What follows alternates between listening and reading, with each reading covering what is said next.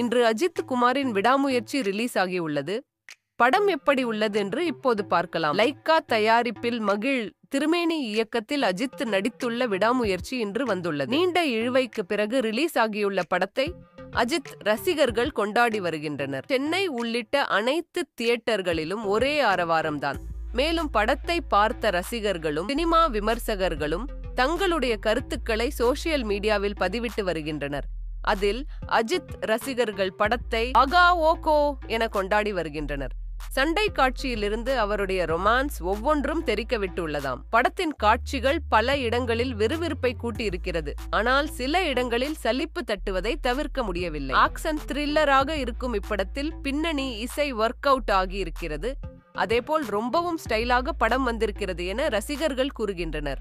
மேலும் flashback portion குறைவாக இருந்தாலும் அஜித் த்ரிஷாவின் கெமிஸ்ட்ரி நன்றாக இருக்கிறது என ஆடியன்ஸ் கூறுகின்றனர்.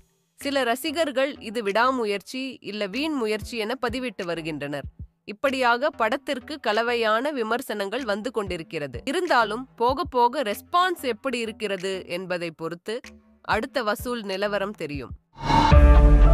அவ என்ன பார்க்கும்போது அந்த மொமெண்ட், அந்த இமேஜ் அவளுக்கு ஆயுஷ்க்கும் மறக்க கூடாது.